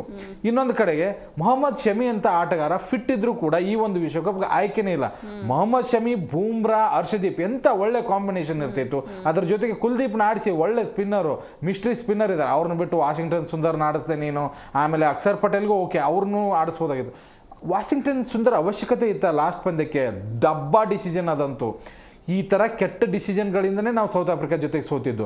ಓಕೆ, ನಮಗೀಗ ಎಷ್ಟು ಕೋಪ ಇದೆ ಅಂತಂದರೆ, ಏನು ಮರೆ, ಒಂದು ಒಳ್ಳೆ ಅವಕಾಶ ವಿಶ್ವಕಪ್ಗೆ ಹೋಗೋದಕ್ಕೆ ಈಸಿಯಾಗಿತ್ತು ಹಾಗೆ ಹೀಗೆ. ಬಟ್ ನಾವು ಹಿಂದೆ ನೋಡಿದರೆ ಓಕೆ, ಗೆಲ್ಕೊಂಡೇ ಬಂದಿದ್ದಾರೆ, ಒಂದೇ ಒಂದು ಮ್ಯಾಚ್ ಸೋತಿರೋದು, ಒಂದು ಕೋಪ ಬರ್ತಾ ಇದೆ. ಬಟ್ ಯಾವ ಮೂಮೆಂಟಲ್ಲಿ ಸೋತ್ರಿ, ಎಂಥ ಪ್ರೆಷರ್ ಗೇಮಲ್ಲಿ ಸೋತ್ರಿ, ಅಥವಾ ನೀವು ಸೆಮಿಫೈನಲ್ಗೆ ಹೋಗುವಂಥ ಒಂದು ಹೆಜ್ಜೆನ ನೀವೇ ಹಿಂದೆ ಇಟ್ಕೊಂಡ್ಬಿಟ್ರಲ್ಲ. ಈಗ ಬೇರೆಯವ್ರ ಮೇಲೆ ಡಿಪೆಂಡ್ ಆಗಿ ನಾವು ಆಡಬೇಕು. ಬೇರೆಯವ್ರ ಮೇಲೆ ಡಿಪೆಂಡ್ ಆಗಿ ಆಡ್ತಾ ಇರೋದು ಎಂಥ ತಂಡ? ವಿಶ್ವದ T20 ನಂಬರ್ 1 ತಂಡ. ಬೇರೆ ಬೇರೆಯವ್ರ ಮೇಲೆ ಡಿಪೆಂಡ್ ಇರ್ಬೇಕು ನಾವೀಗ. ನೋಡಿ ಎಂಥ ಅಸಹ್ಯ ಅದು ನಮಗೆ, ಹೇಳೋಕ್ಕೋ ಕೇಳೋಕ್ಕೋ ಎರಡೂ ಅಸಹ್ಯ. ಅಕಸ್ಮಾತಾಗಿ ಏನಾದರೂ ವೆಸ್ಟ್ ಇಂಡೀಸ್ದವ್ರು ಗೆದ್ದುಬಿಟ್ರೆ ಸುಮ್ಮನೆ ನೀವು ಆಟಕ್ಕುಂಟು ಈ ಲೆಕ್ಕಕ್ಕಿಲ್ಲ ಅನ್ನೋ ಥರ 2 ಪಂದ್ಯ ಆಡಬೇಕು, ಮನೆಗೆ ಬರಬೇಕು. ಅದು ನಮ್ಮ ತವ್ರ ನೆಲದಲ್ಲೇ ಆಡಿಕೊಂಡು ಇಂಥ ಒಳ್ಳೆ ಆಟಗಾರರಪ್ಪ, ಯಂಗ್ ಟೀಮ್, ಯಂಗ್ ಇಂಡಿಯಾ. ಮತ್ತು ನಮ್ಮ ಸ್ಲೋಗನ್ ಏನು ಗೊತ್ತಾ, ಈ ಸರಿ 300+ ರನ್ ಅಂತೆ. USA ಮೇಲೇ 200 ಹೊಡಿಯೋಕೆ ಆಗ್ತಾ ಇಲ್ಲ, ಆಮೇಲೆ ನೆದರ್ಲ್ಯಾಂಡ್ ಮೇಲೆ ಹೊಡಿಯೋಕೆ ಆಗ್ತಾ ಇಲ್ಲ, ಸೌತ್ ಆಫ್ರಿಕಾ ಮೇಲೆ 150 ಟಾರ್ಗೆಟ್, 150+ ಹೊಡಿಯೋದಕ್ಕೆ ಆಗ್ತಾ ಇಲ್ಲ. ಇವ್ರಿಗೆ ಎಲ್ಲಿ 300 ಹೊಡಿಯೋಕ್ಕಾಗತ್ತೆ? ನಿಜವಾಗ್ಲೂ ಇವ್ರಿಗೆಲ್ಲ IPL ಮಾತ್ರ ಹೊಡಿಬಡಿ ಆಟಗಾರರು ಇವರೆಲ್ಲ ಪ್ರೆಷರ್ನ ಖಂಡಿತವಾಗ್ಲೂ ಹ್ಯಾಂಡಲ್ ಮಾಡೋಕ್ಕಾಗ್ತಾ ಇಲ್ಲ. ದುಡ್ಡು ಬಂದರೆ ಮಾತ್ರ ಆಡ್ತಾರೆ. ಇಂಡಿಯಾ ಅಂತ ಬಂದಾಗ ಈ ಥರ ಶೋಕಿ ಮಾಡಿಕೊಂಡು ಹೋಗ್ತಾರೆ ಅಂತ ಅನಿಸ್ಬಿಡುತ್ತೆ. ಒಂದು ಮ್ಯಾಚ್ಗೆ ಬೈತಾ ಇದ್ದೀವಿ ಅಂತಲ್ಲ, ಒಂದು ಮ್ಯಾಚ್ ಯಾವಾಗ ಹೆಂಗೆ ಸೋತ್ರಿ ಅನ್ನೋದ್ರ ಮೇಲೆ ಡಿಪೆಂಡ್ ಆಗುತ್ತೆ. ಅದೇ ಕಾರಣಕ್ಕಾಗಿ ಟೀಮ್ ಇಂಡಿಯಾದ ಮೇಲೆ ತುಂಬ ಬೇಜಾರು, ವಿತ್ ಕೋಚ್ ಹಿಡಿದು ಹೇಳ್ತಾ ಇದ್ದೀನಿ. ಎಸ್, ಇನ್ನು ಪ್ರೇಮ್ ಸರ್, ಇನ್ನೊಂದು ಕಡೆ ಈಗ ಗಿಲ್ ಹಾಗೆ KL ರಾಹುಲ್ ಇವ್ರನ್ನೆಲ್ಲ ಡ್ರಾಪ್ ಔಟ್ ಮಾಡಿದ್ದು ತಪ್ಪಾಯ್ತಾ? ಏನು ಅನ್ಸುತ್ತೆ ನಿಮಗೆ? ಒಂದು ಮೇಡಮ್, ಪಾಟೀಲ್ ಹೇಳಿದಾಗೆ ನಮಗೆ ಶಮಿ ಅಂತ ಆಟಗಾರ ನೋಡಿ, ಅವತ್ತಿನ ಮ್ಯಾಚಲ್ಲಿ ಅನುಭವ ಹೇಗೆ ವರ್ಕ್ ಆಗುತ್ತೆ ಅನ್ನೋಗೆ ಬೂಮ್ರಾ ಮಾತ್ರ ನಿಮಗೆ 3 ವಿಕೆಟಿಗೆ 15 ರನ್, ಅದ್ರ ಹೊರತುಪಡಿಸಿದ್ರೆ 35 ರನ್ ಕೊಟ್ಟಿದ್ದಾರೆ. ಎಷ್ಟು ದುಬಾರಿ ಆಯ್ತು ಅಂದ್ರೆ ICC ಮ್ಯಾಚ್ಗಳನ್ನ ಆಡ್ಬೇಕಾದ್ರೆ ನಿಮಗೆ ಒತ್ತಡವನ್ನ ನಿಭಾಯಿಸಬೇಕಾಗತ್ತೆ, ಜೊತೆಗೆ ಪ್ಲಾನ್ ಜೊತೆ ಹೋಗ್ಬೇಕು, ಪ್ರಾಪರ್ ಪ್ಲಾನ್ ಬೇಕು ನಿಮಗೆ. ನೋಡಿ, ಸೌತ್ ಆಫ್ರಿಕಾ ಪ್ಲಾನ್ ಜೊತೆಗೇನೆ ಬಂದಿತ್ತು. ಅಂದರೆ ನಮಗೆ ಅಭಿಷೇಕ್ ಶರ್ಮಾ ವಿಕೆಟ್ ಮೇಲಿರುವ ಬಾಲ್ಗಳನ್ನು ನೀವು ಎಷ್ಟೇ ವೇಗವಾಗಿ ಹಾಕಿದ್ರು ಹಿಟ್ ಮಾಡ್ತಾರೆ, ಅದು ಆಚೆ ಹೋಗುತ್ತೆ ಅನ್ನೋದು ಪರ್ಫೆಕ್ಟ್ ಪ್ಲಾನು. ಅವರು ವಿಕೆಟಿಂದ ಬಾಲ್ನ ದೂರ ಇಡುವ ಪ್ರಯತ್ನ ಮಾಡಿದ್ರೆ ವಿನ ಅಭಿಷೇಕ್ ಶರ್ಮಾಗೆ ಟಚ್ ಆಗಲಿಕ್ಕೆ, ಕನೆಕ್ಟ್ ಆಗಲಿಕ್ಕೆ ಬಾಲ್ ಹಾಕಿಲ್ಲ ಅವ್ರು ಯಾವುದೇ ಕಾರಣಕ್ಕೂ. ಅಂದರೆ ಎಲ್ಲೆಲ್ಲಿ ಯಾವ್ಯಾವ ಬ್ಯಾಟ್ಸ್ಮನ್ ಸ್ಟ್ರೆಂತ್ ಇತ್ತೋ ಆ ಎಲ್ಲ ಜಾಗಗಳಲ್ಲೂ ಕೂಡ ಅವ್ರು ಕೆಲಸ ಮಾಡ್ಕೊಂಬಂದಾರೆ. ಪ್ಲಾನ್ ಇಲ್ಲದೆ ಹೋಗಿರೋದು ನಾವು. ಓಕೆ, ಪ್ಲಾನ್ ಇಲ್ಲದೆ ಹೋಗಿರೋದು ಅಂತ ಹೇಳಿದ್ರೆ ನಿಮಗೆ ಆ ಒಂದು ಪಿಚ್ ದೊಡ್ಡದಾಗಿರೋ ಪಿಚ್ ಆಗಿರೋದ್ರಿಂದ ನಿಮಗೆ ವಿಕೆಟ್ ಮೇಲೆ ಬಾಲ್ ಹಾಕಿದ್ರೆ ಆಗಲ್ಲ. ನೋಡಿ, ನಂಬರ್ 1 ಬೌಲರ್ ವರುಣ್ ಚಕ್ರವರ್ತಿ ಹಿಂದಿನ ಮ್ಯಾಚ್ ಅಲ್ಲಿ ಚೆನ್ನಾಗಿ ಮಾಡಿದ್ದಾರೆ. ಯಾವಾಗ ನೀವು ವಿಕೆಟ್ ಬೌಲಿಂಗ್ ಮಾಡ್ತಾರೆ ಆಗಲ್ಲ. ಬ್ರಾವಿಸ್ ತುಂಬಾ ನೀಟಾಗಿ ಹಿಟ್ ಮಾಡ್ತಿದ್ದಾರೆ, ಆಚೆ ಹೋಗ್ತಾ ಇದೆ ಬಾಲ್. ಯಾಕಂತ ಹೇಳಿದ್ರೆ ನೀವು ವಿಕೆಟ್ ಆಡಿಸ್ತಾ ಇದ್ದೀರಾ. ಮಿಲ್ಲರ್ ಹಿಟ್ ಮಾಡ್ತಿದ್ದಾರೆ, ನೀವು ಅದೇ ಬಾಲ್ ನ ಆಡಿಸ್ತಾ ಇದ್ದೀರಾ. ಚೇಂಜ್ ಮಾಡಿ, ಯಾಕಂದ್ರೆ ದೊಡ್ಡ ಗ್ರೌಂಡ್ ಬಾಲ್ ನ ನೀವು ಸ್ವಲ್ಪ ಹೊರಗೆ ಹಿಟ್ಟಾಗಿ ಸಿಂಚನೆ ಏನಾಗುತ್ತೆ, ಆ ಶಾಟ್ ಏನಾಗುತ್ತೆ ಕ್ಲಿಯರ್ ಆಗಲ್ಲ. ಇನ್ ಕೇಸ್ ಕ್ಲಿಯರ್ ಆಗಿಲ್ಲ ಅಂದಾಗ ನಿಮಗೆ ಕ್ಯಾಚ್ ಆಗುತ್ತೆ. ಈ ಎಲ್ಲ ಪ್ಲಾನ್ ಅನ್ನ ಸೌತ್ ಆಫ್ರಿಕಾ ಮಾಡ್ಕೊಂಡ್ ಬಂದಿತ್ತು. ಅದು IPL ಆಡಿದೋ ಆ ಅನುಭವದ ಆಧಾರದ ಮೇಲೆ. ನಾವು ಇಲ್ಲೇನೆ ಹುಟ್ಟು ಬೆಳೆದವರು, ಅದೇ ಗ್ರೌಂಡ್ ಅಲ್ಲಿ ಆಡಿರೋ ಆಟಗಾರರಿಗೆ ಆ ಪಿಚ್ಚಿನ ಮಾಹಿತಿನೇ ಇಲ್ಲದೆ ಇರೋ ತರ ಆಡ್ತಾ ಇದ್ರು. ಇನ್ನೊಂದ್ ಕಡೆಗೆ ನೀವು ತುಂಬಾ ಒಳ್ಳೆ ಕ್ವಶನ್ ಕೇಳಿದ್ರೆ, ಎಂತೆಂತ ಆಟಗಾರನ ಡ್ರಾಪ್ ಔಟ್ ಮಾಡಿ ನಾವು ಕರ್ಕೊಂಡ್ ಬಂದಿವಿ, ಅದನ್ನ ಪಿಚ್ಚಲ್ಲಿ ಉತ್ತರ ಕೊಡ್ತೀವಿ ಅಂತ ಹೇಳ್ಕೊಂಡು ಕರ್ಕೊಂಡ್ ಬಂದ್ರು. Gill class player. ನೀವು ಯಾಕಂದ್ರೆ ಇಷ್ಟೊಂದು ಡಕ್ನೇನ್ ಗಿಲ್ ಹತ್ರ ನೀವು ನೋಡಕ್ ಆಗಿರ್ಲಿಲ್ಲ. ಕರ್ನಾಟಕದ ಮಧ್ಯಮ ಕ್ರಮಾಂಕ 6ನೇ ಪ್ಲೇಸ್ ಅಲ್ಲಿ ಆದ್ರೂ ಬಿಡಿ ನೀವು, ಅಥವಾ 3ನೇ ಕ್ರಮಾಂಕ ಬಿಡಿ, ಅಥವಾ ಓಪನರ್ ಆಗಿಬಿಡಿ, ನಿಮಗೆ KL ರಾಹುಲ್ ಆಡ್ತಾ ಇದ್ರು. KL ರಾಹುಲ್ ಡ್ರಾಪ್ ಔಟ್ ಇರುತ್ತೆ. ಇನ್ನೊಂದ್ ಕಡೆಗೆ ಬಹಳ ಬಿಗ್ ಹಿಟ್ಟರು ನೀವು ಶ್ರೇಯಸ್ ಅಯ್ಯರ್ನ T20ಗೆ ಆಡ್ಸಲ್ಲ ನೀವು. ಶ್ರೇಯಸ್ ಅಯ್ಯರ್ ಎದೆಗಾರಿಕೆ ನೋಡಿದ್ರೆ ಏಕಾಂಗಿ ಹೋರಾಟ ಮಾಡುವ ಎದೆಗಾರಿಕೆ ಇರುವ ಆಟಗಾರ. ನಮ್ಗೆ ಯಾರು ಪ್ರೆಸ್ ಮೀಟ್ಗಳಲ್ಲಿ ಹೇಳ್ತಾ ಇದ್ರು ಸೂರ್ಯಕುಮಾರ್, ನಾವ್ ಹೇಗೆ ಅಂತ ಹೇಳಿದ್ರೆ ಡೇರಾಗಿ ಆಡ್ಬೇಕು, ಚುಟುಕು ಕ್ರಿಕೆಟ್ ಅಲ್ಲಿ ಎದೆಗಾರಿಕೆಯಿಂದ ಆಡಿದ್ರೆ ಮಾತ್ರ ಗೆಲ್ಲಕ್ ಸಾಧ್ಯ ಅಂತ ಹೇಳ್ಬಿಟ್ಟು ಆಟವನ್ನ ನಾವು ನೋಡ್ಲೇ ಇಲ್ಲ. ಹಾಗಾಗಿ ನೀವು ಸೀನಿಯರ್ಗಳು ತುಂಬಾ ಪ್ರಮುಖ ಆಟಗಾರನ ಬಿಟ್ಟು ಬಂದಾಗ ಆ ತರದ ಒಂದು ಪ್ರದರ್ಶನ ಇದ್ರೆ ಖಂಡಿತ ಟೀಕೆಗೊಳಗಾಗಲ್ಲ. ಬಟ್ ಆ ತರದ ಪ್ರದರ್ಶನ ಕಾಣ್ಲಿಲ್ಲ ಅಂತ ಹೇಳಿದಾಗ ಇದಕ್ಕೆ ಎಕ್ಸ್ಪೀರಿಯನ್ಸ್ ಪ್ಲೇಯರ್ ಬೇಕಾಗತ್ತೆ ಅನ್ನೋದ್ರೆ. ಎಷ್ಟೋ ಜನ ಹೇಳ್ತಾರೆ, ನೀವು ಇದೇ ಬಿಗ್ ಹಿಟ್ಟರ್ ಮಾಡೋದಾದ್ರೆ ನೀವು ವೈಭವ್ ಸೂರ್ಯವಂಶಿನೇ ಆಡಿಸಬಹುದಾಗಿತ್ತಲ್ಲ, ಇಷ್ಟು ಸರಿ ಅಂತೂ ಡಕ್ ಆಗ್ತಿರ್ಲಿಲ್ಲ ಅನ್ನೋ ಮಾತುಗಳ ಕೇಳಿ ಬರ್ತಾ ಇದಾವೆ. ಜೊತೆಗೆ ರವಿಶಾಸ್ತ್ರಿ ಅಂತ ಆಟಗಾರ ಕೂಡ, ರವಿಶಾಸ್ತ್ರಿ ಅದನ್ನ ಹೇಳ್ತಾರೆ, ನಾನು ಕೊಹ್ಲಿನ ತುಂಬಾ ಮಿಸ್ ಮಾಡ್ಕೊಂಡೆ, ಯಾಕಂದ್ರೆ 15% ಇರೋದನ್ನ 100% ಕನ್ವರ್ಟ್ ಮಾಡೋ ಆಟಗಾರ ಬೇಕಾಗಿತ್ತು ಅವತ್ತಿಗೆ. ಆ ಒತ್ತಡವನ್ನು ಒಬ್ರು ನಿಭಾಯಿಸಲಿಲ್ಲ ಅಂತ ಅಂದ್ರೆ ಕಾಮೆಂಟೇಟರ್ ಆಗ್ಲಿ ಅಥವಾ ನಾವುಗಳಾಗ್ಲಿ ಎಲ್ಲರೂ ದೇಶ ಗೆಲ್ಲತ್ತೆ ಅನ್ನುವಾಗಿರುವ ಹುಮ್ಮಸ್ಸಾಗ್ಲಿ ಅಥವಾ ಅದತ್ತ ಕಳಪೆ ಪ್ರದರ್ಶನ ನೋಡಕ್ಕಾಗಲ್ಲ. ನೀವು ನಂಬರ್ 1 ತಂಡ, ವಿಶ್ವದ ನಂಬರ್ 1 ತಂಡ, ಚಾಂಪಿಯನ್ ತಂಡ, number 1 T20 spin bowler Varun Chakravarthy, number 1 batter Abhishek Sharma ತಗೊಂಡು ಉಪ್ಪಿನಕಾಯಿ ಹಾಕೊಳ್ಳಿ, ಯಾವುದು ವರ್ಕ್ ಆಗ್ತಿಲ್ಲ ನಿಮಗೆ. ಇಲ್ಲ, ಆಡ್ಬೇಕು ನೀವು. ಎಲ್ಲಿ ನಾವು ಮೈನಸ್ ಮಾಡ್ಕೊಂಡು ಹೋಗಿದ್ದೀವಿ, ಭಾರತದವ್ರು ನಮ್ಮನ್ನು ಹೇಗೆ ಸೋಲ್ಸಿದ್ರು ಅದೆಲ್ಲವನ್ನ ತಿದ್ದುಕೊಂಡು ಬಂದಿದ್ದು. ನಿಜಕ್ಕೂ ಸೌತ್ ಆಫ್ರಿಕಾ ತಂಡದ ಪ್ರದರ್ಶನಕ್ಕೆ ಶಾಬಾಸ್ಗಿರಿ. ಯಾಕಂದ್ರೆ ಮೇಡಮ್ 27ಕ್ಕೆ 3 ನಮ್ದು, 27ಕ್ಕೆ 3 ಸೌತ್ ಆಫ್ರಿಕಾದು. ಅಲ್ಲಿಂದ ಆಚೆಗೆ ಇನ್ನಿಂಗ್ಸ್ ಕಟ್ಟಿದ್ರು ಅವರು. ನಮ್ಮಲ್ಲೂ ಕೂಡ 9ನೇವರೆಗೂ ಬ್ಯಾಟ್ಸ್ಮನ್ ಇದ್ರು, ಅವರಲ್ಲೂ ಕೂಡ ಇದ್ರು. ಅದಾಗಿಯೂ ಕೂಡ ಒಂದು ಒಳ್ಳೆ ಇನ್ನಿಂಗ್ಸ್ ಅನ್ನ ಕಟ್ಟೋ ಜವಾಬ್ದಾರಿಯನ್ನ ಮಿಲ್ಲರ್ ಎತ್ಕೊಂಡು ಹೋದ್ರು. ಅದೇ ಅದಕ್ಕೆ ಸಾಥ್ ಕೊಟ್ಟಿದ್ದು ಬ್ರಾವಿಸ್ ಇರ್ಬೋದು. ಆಮೇಲೆ ಸ್ಟಬ್ಸ್ ಎಂತ ನೀಟಾಗಿ ಕನ್ವರ್ಟ್ ಮಾಡಿದ್ರು ಆಟವನ್ನು ನಮ್ಮವ್ರು ಯಾರು. ಯಾಕೆ ನಮಗೆ ಶಿವಮ್ ದುಬೆಗೆ ಆ ಒಂದು ಸಾಮರ್ಥ್ಯ ಇಲ್ವಾ, ಹಾರ್ದಿಕ್ ಪಾಂಡೆ ಇಲ್ವಾ, ಹಾಗೇನೆ ತಿಲಕ್ ವರ್ಮಾ ಇಲ್ವಾ, ಇವರೆಲ್ಲ ಏನ್ ಮಾಡಿದ್ರು? ಹಾಗಾದ್ರೆ ಆ ಪಿಚ್ ಏನ್ ಕೇಳ್ತಾ ಇದೆ, ಅವ್ರೆಷ್ಟು ನೀಟಾಗಿ ಆಡಿದ್ರು, ಅವೆಲ್ಲವನ್ನ ನಮ್ಮವ್ರು ಯಾರು ಅರ್ಥ ಮಾಡ್ಕೊಳ್ಳಿಲ್ಲ. ಏನೋ ಒಂದು ಬೇಜವಾಬ್ದಾರಿತನದ ಆಟ ಆಡಿ ಸೋತ್ರು. ಆದ್ರೆ ಇನ್ನು ಮುಂದಿರುವ ದಾರಿ ಇದೆ ಅಲ್ವಾ, ತುಂಬಾ ಕಷ್ಟ. ಪಾಟೀಲ್ ಹೇಳಿದಾಗೆ ಆ 300 ಸ್ಲೋಗನ್ ನಲ್ಲಿ ಗೆಲ್ಲಬೇಕು. ಜೊತೆಗೆ ವೆಸ್ಟ್ ಇಂಡೀಸ್ ಯಾವುದೇ ಕಾರಣಕ್ಕೂ ಗೆಲ್ಲೋ ಹಾಗಿಲ್ಲ. ರನ್ ರೇಟ್ ಅಂತ ನೋಡಿದ್ರೆ ಈಗ ಜಗಜಾಂತರ ರನ್ ರೇಟ್ ಇಟ್ಕೊಂಡಿದ್ದಾರೆ ಅವರು. ನಿಜಕ್ಕೂ ವೆಸ್ಟ್ ಇಂಡೀಸ್ ಏನಾದ್ರೂ ಸೋತ್ರೆ ಆ ಹೆಲ್ಪ್ ಅನ್ನ ಸೌತ್ ಆಫ್ರಿಕಾ ಮಾಡಿದ್ರೆ ಮಾತ್ರ ದಾರಿ. ಅದರ್ವೈಸ್ ನನ್ನ ಪ್ರಕಾರ ಮುಂದಿನ ಹಂತಕ್ಕೆ ಹೋಗೋದು 1% ಅಷ್ಟೇ ಚಾನ್ಸಸ್ ಇರೋದು. ಎಸ್, ಇನ್ನು ಮ್ಯಾಚ್ ಮುಗಿಯೋಕ್ಕಿಂತ ಮುಂಚೆನೆ ಸ್ಟೇಡಿಯಂ ಇಂದ ಜನರು ಎಲ್ಲ ಎದ್ದು ಹೋಗಿದ್ರು, ಅದು ಬೇಜಾರಲ್ಲಿ. ಇನ್ನು ಪಾಟೀಲ್ ಸರ್, ಇನ್ನೊಂದ್ ಕಡೆ ಈಗ ಇಂಡಿಯಾದಲ್ಲೇ ವಿಶ್ವಕಪ್ ಆಗ್ತಾ ಇದೆ, ಈ ಪ್ರೆಷರ್ ಇದೆಯಾ ಹೇಗೆ ಅಂತ? ಖಂಡಿತ ಆ ಪ್ರೆಷರ್ ಅಂತೂ ನಮಗೆ ಪ್ಲಸ್ ಆಗ್ಬೇಕಾ ಮೈನಸ್ ಆಗ್ಬೇಕಾ ನನಗೆ ಗೊತ್ತಿಲ್ಲ. ಪ್ರೆಷರ್ ಅಂತೂ ಇರುತ್ತೆ. ಏನು ಅಂತಂದ್ರೆ ಲಾಸ್ಟ್ ಟೈಮ್ ನಾವು ಚಾಂಪಿಯನ್ಸು, ಅದರಲ್ಲೂ ಕೂಡ ಈ ಸರಿ ನಮ್ಮ ದೇಶದಲ್ಲೇ ನಡೀತಾ ಇದೆ ಅನ್ನುವಂಥ ಪ್ರೆಷರ್ ಖಂಡಿತವಾಗ್ಲೂ ಇರುತ್ತೆ. ಆಮೇಲೆ ಏನು ಅಂತಂದ್ರೆ ವಿರಾಟ್ ಕೊಹ್ಲಿ, ರೋಹಿತ್ ಶರ್ಮಾ ಇಲ್ಲದೇ ನಾವು ಗೆಲ್ಬಹುದು ಅನ್ನುವಂಥ ಒಂದು ಹುಚ್ಚು ಹೋರಾಟ ಬೇರೆ ಇದೆಯಲ್ಲ, ಕೋಚ್ಗೂ ಮತ್ತೆ ನಾಯಕನಿಗೂ ಎಲ್ಲರಿಗೂ ಇದೆಯಲ್ಲ, ಗೆಲ್ಲಿಸ್ತೀವಿ ಹಂಗೆ ಹಿಂಗೆ ಅಂತ ಆ ಪ್ರೆಷರ್ ಬೇರೆ. ಅವ್ರು ಇಲ್ಲ ಅಂದಿದ್ದಕ್ಕೆ ಎಲ್ಲರೂ ಅವ್ರನ್ನೇ ಹೆಸರು ಹೇಳ್ತಾರೆ, ನೀವು ಗೆಲ್ರಿ ಅಂತ ಪ್ರೆಷರ್ ಹಾಕಿದ್ದು. ಮತ್ತೆ ಗೌತಮ್ ಗಂಭೀರ್ ಅವ್ರದ್ದು ಏನು ಅಂತಂದ್ರೆ ಅವ್ರಿಗೆ ಯಾರು ಆತ್ಮೀಯರು ಅವ್ರು ಆಡ್ಲೇ ಬಿಡ್ಲಿ ಅವರೇ ಇರ್ತಾರೆ 11ರಲ್ಲಿ. ಅದೊಂದು ದೊಡ್ಡ ಮೈನಸ್ ನಮ್ಮ ಭಾರತ ತಂಡಕ್ಕೆ. ಇಂಜುರಿ ಆಗಿದ್ರೆ ಕಂಟಿನ್ಯೂ ಅವರೇ ಇರ್ತಿದ್ರು, ಅವ್ರು ಪಕ್ಕ ಅವರೇ ಇರ್ತಿದ್ರು. ಮತ್ತೆ ಇದೇ ಕಾರಣಕ್ಕಾಗಿ ಟೀಮ್ ಇಂಡಿಯಾ ಯಾಕೆ ಇಷ್ಟರ ಮಟ್ಟಿಗೆ ಕೆಳಗಡೆ ಬರ್ತಾ ಇದೆ ಅಂತಂದ್ರೆ ಇದೇ ಕಾರಣಕ್ಕಾಗಿ. ಕೊಹ್ಲಿ ಮತ್ತೆ ರೋಹಿತ್ ಶರ್ಮಾ ಇದ್ದಾಗ ಇಂಥದನ್ನ ನಾವು ನೋಡ್ತಾನೆ ಇರಲಿಲ್ಲ, ಇಷ್ಟು ಕೆಟ್ಟದಾಗಿ ಸೋತಿದ್ದನ್ನು ನೋಡಿಲ್ಲ. ಮತ್ತೆ ಆ ಒಂದು ಡ್ರೆಸ್ಸಿಂಗ್ ರೂಮ್ ಪ್ರಾಬ್ಲಮ್ಸ್ ಇದೆಯಲ್ಲ, ಅಂಥವು ಯಾವುದು ಕಾಣಿಸ್ತಾ ಇರಲಿಲ್ಲ. ಡ್ರೆಸ್ಸಿಂಗ್ ರೂಮ್ ಕಾಣಿಸ್ತಾ ಇದೆ. ಸೀರೀಸ್ಗೆ ನಮ್ಗೆ ಶ್ರೇಯಸ್ ಅಯ್ಯರ್ ಆಯ್ಕೆ ಮಾಡ್ಕೊಂಡು ಹೋಗಿ ಬೆಂಚಲ್ಲೇ ಕೂರಿಸ್ತಾರೆ ಒಂದೇ ಒಂದು ಪಂದ್ಯ. ಶ್ರೇಯಸ್ ಅಯ್ಯರ್ ಆಗಿರ್ಬೋದು, ಗಾಯಕ್ವಾಡ್ ಆಗಿರ್ಬೋದು, ಸರ್ಫ್ರೈಸ್ ಆಗಿರ್ಬೋದು, ಆಮೇಲೆ KL ರಾಹುಲ್ ಆಗಿರ್ಬೋದು, ಗಿಲ್ ಆಗಿರ್ಬೋದು, ಇವರೆಲ್ಲ ಎಲ್ಲಿದ್ದಾರೆ? ಎಂತೆಂಥ ಒಳ್ಳೆ ಟ್ಯಾಲೆಂಟ್ಸ್ ಇದ್ದು ಇವ್ರು ಮತ್ತೆ ವಾಷಿಂಗ್ಟನ್ನೇ ಆಡಿಸೋದು, ರಿಂಕು ಸಿಂಗ್ನೇ ಆಡಿಸೋದು, ಆಮೇಲೆ ತಿಲಕ್ ವರ್ಮಾನೇ ಪದೇ ಆಡಿಸೋದು, ಅಭಿಷೇಕ್ ಶರ್ಮಾ ಎಷ್ಟು ಫೇಲ್ ಆದರೂ ಅವ್ರನ್ನೇ ಓಪನಿಂಗಲ್ಲೇ ಬಿಡೋದು, ಇಶಾಂತ್ ಕಿಶನ್ ಪುಣ್ಯ ಅವ್ರು ಒಬ್ಬರನ್ನ ಕರ್ಕೊಂಬಂದವ್ರು, ಯಾವುದು ಕರ್ಕೊಂಬರ್ತಿರ್ಲಿಲ್ಲ, ಅವರು ಒಂದು 2 ಶತಕ ಹೊಡೆದ್ಬಿಟ್ರು ರಣಜಿಲಿ. ಅದಕ್ಕೋಸ್ಕರ ಇನ್ನು ಪ್ರೆಷರ್ ಇದೆ ಅಂತ ಹೇಳಿ ಕರ್ಕೊಂಬಂದ್ರು. ಪಾಪ ಅವ್ನು ಚೆನ್ನಾಗಿ ಆಡ್ತಾ ಇದ್ದಾನೆ, ಅದನ್ನು ಬಿಟ್ಟರೆ ಬೇರೆ ಯಾರು ಇಲ್ಲ. ಸೂರ್ಯಕುಮಾರ್ ಯಾದವ್ ಏನು ಮಾಡ್ತಾ ಇದ್ದಾರೆ? ಏನೂ ಇಲ್ಲ. ಆ ಪ್ರೆಷರ್ ಖಂಡಿತವಾಗ್ಲೂ ಇದೆ. ಭಾರತದ ದೇಶದಲ್ಲಿ ಆಡ್ತಾ ಇರೋದು ಅಥವಾ ನಮ್ಮ ದೇಶದ ಅಭಿಮಾನಿಗಳು ಎದುರು ಆಡ್ತಾ ಇರೋದು ಖಂಡಿತವಾಗ್ಲೂ ಆ ಒಂದು ಪ್ರೆಷರ್ ಇದೆ. ಸೌತ್ ಆಫ್ರಿಕಾ ವಿರುದ್ಧ ಅದೇ ಪ್ರೆಷರ್ ಅವ್ರಿಗೆ ಮುಳುವಾಯಿತು ಅಂತ ಅನ್ಸುತ್ತೆ. ಎಲ್ಲೂ ಕೂಡ ಪಾರ್ಟ್ನರ್ಶಿಪ್ಪೇ ಆಗಲಿಲ್ಲ ನೋಡಿ. ಮೊದಲ ವಿಕೆಟ್ ಹೋಗಿದ್ದು 0 ರನ್ಗೆ, ಆಮೇಲೆ 5 ರನ್ನು, ಆಮೇಲೆ 26ಕ್ಕೆ 3, 43, 51ಕ್ಕೆ 5, 86ಕ್ಕೆ 6, ಎಲ್ಲೂ ಕೂಡ 30+ ರನ್ ಪಾರ್ಟ್ನರ್ಶಿಪ್ ಆಗಿಲ್ಲ ನಮಗೆ. ಒಂದು ತಂಡ, ವಿಶ್ವದ ನಂಬರ್ 1 ತಂಡ 30+ ರನ್ ಪಾರ್ಟ್ನರ್ಶಿಪ್ ಮಾಡಿಲ್ಲ ಅಂತಂದ್ರೆ ಸೌತ್ ಆಫ್ರಿಕಾ ಅಂತಹ ತಂಡದ ವಿರುದ್ಧ ಗೆಲ್ಲೋದಕ್ಕೆ ಸಾಧ್ಯನೇ ಇಲ್ಲ. ಇದನ್ನೇ ಅವರು ವೆಸ್ಟ್ ಇಂಡೀಸ್ ವಿರುದ್ಧನೂ ಮಾಡ್ತಾರೆ ಅನ್ನೋದು ನನ್ನ ಬಲವಾದ ನಂಬಿಕೆ ಇದೆ. ಆಕ್ಚುಲಿ ಈಗ ಏನಂದ್ರೆ ಇನ್ನೂ ಪ್ರೆಷರ್ ಅಲ್ಲಿ ಇದ್ದಾರೆ. ಈಗ ಗೆಲ್ಬೇಕು, ಅದ್ರ ಜೊತೆಗೆ ರನ್ ರೇಟ್ ಗೆಲ್ಬೇಕು ಅನ್ನುವಂಥದ್ದು ಇದೆ. ಜಿಂಬಾಬ್ವೆನ್ ಬಿಡಿ, ನಾವು ಗೆಲ್ತೀವಿ ಅನ್ನುವಂಥ ಆತ್ಮವಿಶ್ವಾಸ, ಅತಿಯಾದ ಆತ್ಮವಿಶ್ವಾಸ ಇದೆ. ಓಕೆ, ನಾನು ಅದನ್ನು ಒಪ್ಕೋತೀನಿ, ನಾನೇ ಒಪ್ಕೋತೀನಿ, ಅತಿಯಾದ ಆತ್ಮವಿಶ್ವಾಸ ಇದೆ, ಗೆಲ್ತಾರೆ. ಬಟ್ ವೆಸ್ಟ್ ಇಂಡೀಸ್ ವಿರುದ್ಧ ನೀವೇನು ಮಾಡ್ತೀರಾ ಅನ್ನೋದು ತುಂಬ ಇಂಪಾರ್ಟೆಂಟ್ ಇದೆ. ಯಾಕಂದರೆ ಅವ್ರಿಗೆ ಗೊತ್ತಿದೆ ಭಾರತ ಈಗ ಪ್ರೆಷರಲ್ಲಿದೆ. ಅಭಿಷೇಕ್ ಶರ್ಮಾಗೆ ಸೌತ್ ಆಫ್ರಿಕಾದವರು ಯಾವ ಪಾಯಿಂಟ್ನ ಇಟ್ಕೊಂಡು ಹೊಡೆದ್ರು ಅಂತ ಹೇಳಿ, ಅದರ ಜೊತೆಗೆ ಸೂರ್ಯಕುಮಾರ್ ಮೈನಸ್ ಪಾಯಿಂಟ್ಸ್ಗಳೇನು, ಆಮೇಲೆ ತಿಲಕ್ ವರ್ಮಾಗೆ ಎಲ್ಲಿ ಹಾಕಿದ್ರೆ ವಿಕೆಟ್ಗಳನ್ನ ಕೊಡ್ತಾರೆ. ಓಕೆ, ಇವ್ರು 3 ವಿಕೆಟ್ ಹೋದರೆ ನಮಗೆ ಇವ್ರ ಹತ್ರ ರನ್ ಮಾಡೋರು ಯಾರೂ ಇಲ್ಲ, ಇದೆಲ್ಲವನ್ನೂ ಅರ್ಥಕೊಂಡ್ಬಿಟ್ಟಿದ್ದಾರೆ. ಆಮೇಲೆ ವರುಣ್ ಚಕ್ರವರ್ತಿ ಪ್ರತಿಯೊಂದು ಪಂದ್ಯದಲ್ಲೂ ಚಮತ್ಕಾರ ಮಾಡೋರು. ಮೊನ್ನೆ ಅವ್ರನ್ನ ತುಂಬ ಚೆನ್ನಾಗಿ ಲೈನ್ ಆ್ಯಂಡ್ ಲೆಂತ್ನ ನೋಡಿಕೊಂಡು ಬಿಗ್ ಹಿಟ್ ಮಾಡಿ ಅವ್ರನ್ನ ಡಿಸ್ಟರ್ಬ್ ಮಾಡಿಬಿಟ್ರು. ಎಲ್ಲರೂ ಪ್ರೆಷರಲ್ಲಿ ಇರೋದ್ರಿಂದ ನೆಕ್ಸ್ಟ್ ಗೇಮ್ ನಿಜವಾಗ್ಲೂ ಕ್ರೂಷಿಯಲು. ಭಾರತ ಆ ಅವಮಾನದಿಂದನೇ ಸೂಪರ್ 8ಇಂದ ಹೊರಗಡೆ ಬರಬಾರ್ದು ಅನ್ನೋದು.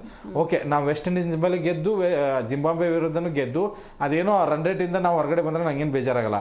ಬಟ್ 2 ಪಂದ್ಯವನ್ನ ಗೆದ್ದು ಕೂಡ ನಾವೇನಾದರೂ ಹೊರಗಡೆ ಬಂದರೆ ಖಂಡಿತವಾಗ್ಲೂ ತುಂಬ ಬೇಜಾರಾಗುತ್ತೆ. ಒಂದು ಕಷ್ಟ ಇದೆ ಪಾಟೀಲ್. ಯಾಕಂತ ಹೇಳಿದ್ರೆ ಒಂದು ವೇಳೆ ಅವರು ಸಿಂಚನ ಮೊದಲು ಬ್ಯಾಟಿಂಗ್ ಮಾಡಿದಾಗ ಒಂದು 70-80 ರನ್ನಿನ ಅಂತರದಲ್ಲಿ ಗೆಲ್ಲಬೇಕು, ಅಥವಾ ನಾವು ಚೇಜಿಂಗ್ ಅಂತ ಬಂದಾಗ 8ರಿಂದ 9 ಓವರ್ ಒಳಗೇನೆ ಫಿನಿಶ್ ಮಾಡಬೇಕಾಗತ್ತೆ ಆ ಪಂದ್ಯವನ್ನು. ಅಂದ್ರೆ 150 ಒಳಗೆ ಕಟ್ ಹಾಕ್ಬಿಟ್ಟು ಆ ಸ್ಕೋರನ್ನ 8ರಿಂದ 9 ಓವರಲ್ಲೇ ಫಿನಿಶ್ ಮಾಡಬೇಕು. ಇದೊಂದು ಕ್ರಿಟಿಕಲ್ ಇದ್ರೆ, ಈ ತರ ಗೆದ್ರೆ ಮಾತ್ರ ನಿಮ್ಮ ಬಿದ್ದು ಹೋಗಿರುವಂತ ರನ್ ರೇಟ್ ನ ಎತ್ಕೊಂಡ್ಬರ್ಬೋದು. ಇಲ್ಲ ಅಂತ ಇಲ್ಲ ಪಾಟೀಲ್, ಇಲ್ಲ ಅಂತ ಹೇಳಿದ್ರೆ ಗೆದ್ರು ಕೂಡ ವೇಸ್ಟ್ ಆಗತ್ತದೆ. ಯಾಕಂದ್ರೆ ಆ ಒಂದು ಹಂತದ ರನ್ ರೇಟ್ ಅನ್ನ ವೆಸ್ಟ್ ಇಂಡೀಸ್ ಈಗಾಗಲೇ ಕಲೆ ಹಾಕ್ಬಿಟ್ಟವ್ರೆ. ಮುಂದೆ ದೊಡ್ಡ ತಂಡ ಬಂದಾಗ ನಾವು ಕಲೆ ಹಾಕಕ್ ಆಗಲ್ಲ ಅನ್ನುವ ಪ್ಲಾನ್ ಇಟ್ಕೊಂಡೇ ಅವ್ರ ಮನೆ ಆಟ ಆಡಿರೋದು. ಅದೊಂದು ನಿಜ ಗೇಮ್ ಪ್ಲಾನ್ ಅದು.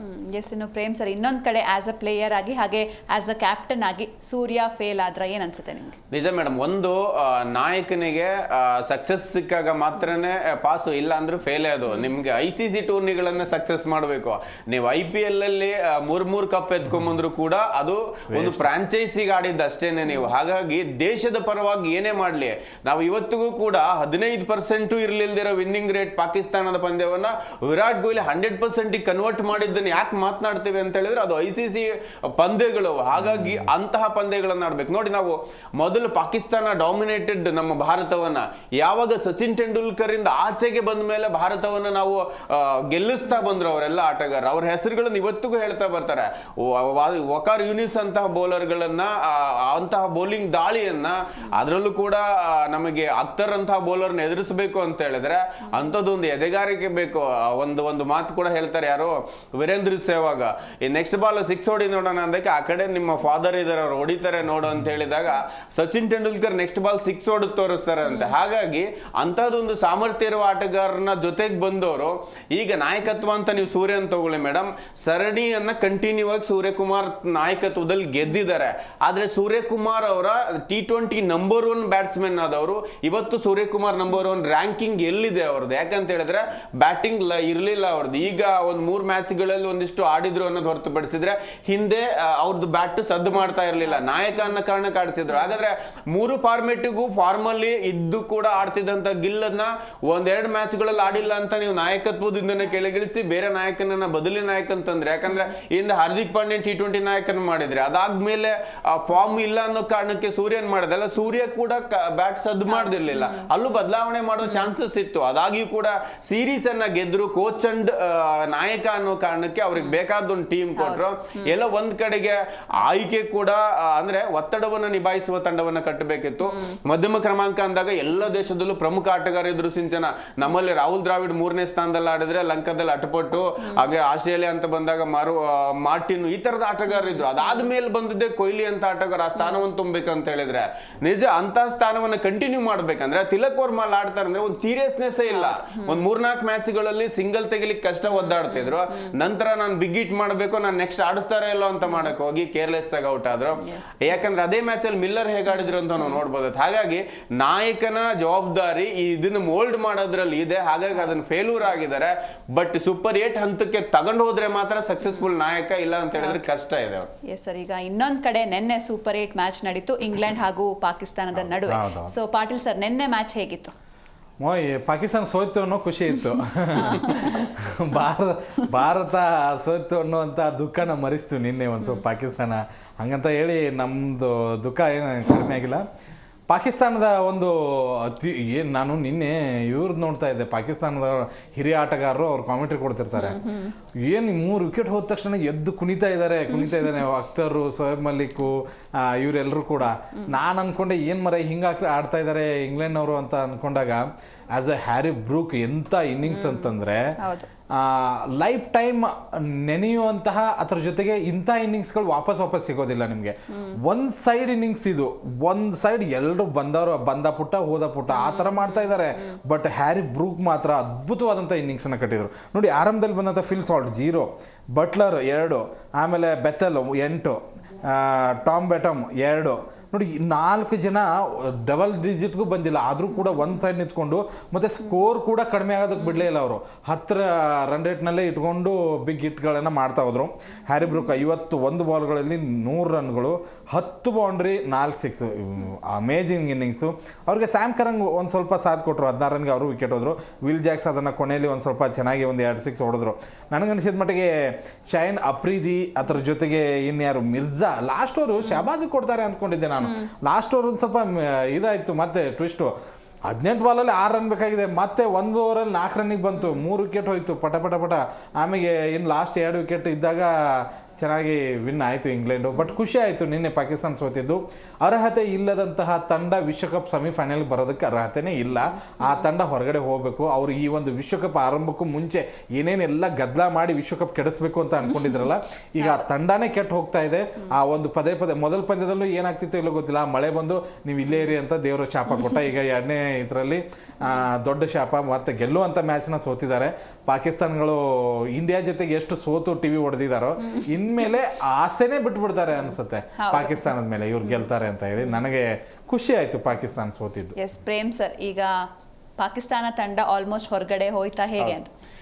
1% ಜೀವಂತ ಇರ್ಬೋದು, ಆದ್ರೂ ಕೂಡ ಅದು ತಂಡ ಹೊರಗೆ ಹೋದಂಗಿನ. ಯಾಕಂದ್ರೆ ಮಳೆಯಿಂದ ಅಂತ್ಯ ಆಗಿರುವಂತ ಒಂದೊಂದು ಪಾಯಿಂಟ್ ಹಂಚಿದ್ರು. ನೆಕ್ಸ್ಟ್ ಕೂಡ ನ್ಯೂಜಿಲೆಂಡ್ ಲಂಕಾ ಮೇಲಿದೆ, ಅವರು ತಂಡವನ್ನು ಬಿಟ್ಕೊಡ್ತಾರೆ ಅನ್ನೋದು ಡೌಟ್ ನನಗೆ. ಹಾಗಾಗಿ ಒಂದು ಹಂತಕ್ಕೆ ಅವ್ರದ್ದು ಕೂಡ ಡೋಲಾಯಮಾನ ಸ್ಥಿತಿಲಿದೆ. ಇನ್ನೊಂದು ಕಡೆಗೆ ನಾವು ನಿನ್ನೆ ಪಂದ್ಯ ನೋಡಿದಾಗ ಪಾಟೀಲ್ ಆಲ್ರೆಡಿ ಹೇಳ್ತಾ ಇದ್ರು ಹ್ಯಾರಿ ಬ್ರೂಕ್ ಬಗ್ಗೆ, ಅದ್ಭುತವಾದ ಆಟ. ಇದೇ ಸ್ಥಾನದಲ್ಲೇ ನಮ್ಮ ನಾಯಕ ಬಂದಿರೋದು. ಒಂದು ವೇಳೆ ನಾವು ಪಂದ್ಯ ಸೋತಿದ್ರು ಪರವಾಗಿಲ್ಲ ಸಿಂಚನ, ಈ 144 ರನ್ ಇವ್ರು ಚೇಂಜ್ ಮಾಡ್ಲಿಕ್ಕೆ ಇವ್ರೇನ್ 100 ರನ್ ಬಾರಿಸಿದ್ರಲ್ವಾ, ಇದೇ ಆಟ ಆಡಿದ್ರು ಕೂಡ ಇವತ್ತು ನಮ್ದು ರನ್ ರೇಟ್ ಈ ರೇಂಜ್ ಕುಸ್ತು ಹೋಗ್ತಾ ಇರ್ಲಿಲ್ಲ. ಅದ್ಭುತ ಆಟ ಆಡಿದ್ರು. ಒತ್ತಡದಲ್ಲಿ ಹೇಗೆ ಬ್ಯಾಟ್ ಬೀಸ್ಬೇಕು ಒಬ್ಬ ನಾಯಕ ಅನ್ನೋದನ್ನ ನಿನ್ನೆ ತೋರಿಸ್ಕೊಟ್ರು. ಪಾಕಿಸ್ತಾನದಲ್ಲೂ ಆದ್ರೂ ಅಷ್ಟೇ, ಅಲ್ಲಿ ಓಪನರ್ ಮಾತ್ರ 64 ರನ್, ಅದಾದ್ಮೇಲೆ ವಿಕೆಟ್ ಹೋಗುತ್ತೆ. ಮಿಡ್ಲ್ ಆರ್ಡರ್ ಎಲ್ಲ 25-35, ಫಕರ್ ಜಮಾನ್ ಇರ್ಬೋದು, ಅವರೆಲ್ಲ 25-25 ರನ್ ಬಾರಿಸ್ತಾರೆ. ಅಂದ್ರೆ ಎಲ್ಲರ ಸಾಂಘಿಕ ಪ್ರದರ್ಶನ ತಂಡದ ಮೊತ್ತವನ್ನು ಹೆಚ್ಚು ಮಾಡುತ್ತೆ. ಇದೆಲ್ಲವನ್ನು ಕೂಡ ಇಂಡಿಯಾ ಪಾಠವಾಗಿ ತಗೊಳ್ಬೇಕು ಅನ್ನೋದು ನನ್ನ ಅಭಿಪ್ರಾಯ. ಥ್ಯಾಂಕ್ ಯು ಸೋ ಮಚ್ ಇಷ್ಟೊತ್ತು ಡಿಸ್ಕಷನ್ ಭಾಗಿಯಾಗಿದ್ದಕ್ಕೆ. Thank you. ಎಸ್, ಭಾರತಕ್ಕೆ ನಿಜವಾಗ್ಲೂ ಒಂದು ಕ್ರೂಷಿಯಲ್ ಸ್ಟೇಜ್ ಇದು. ನಮ್ಮ ಟೀಮ್ ಇಂಡಿಯಾ ಸೆಮಿಫೈನಲ್ಸ್ಗೆ ಎಂಟ್ರಿ ಕೊಡುತ್ತಾ ಕಾದು ನೋಡಬೇಕು. ಇದಾಗಿತ್ತು ಇವತ್ತಿನ ವಿಶೇಷ. ನೋಡ್ತಾ ಇರಿ ಜೀ ಕನ್ನಡ ನ್ಯೂಸ್, ಸತ್ಯವೇ ಸುದ್ದಿಯ ಜೀವಾಳ.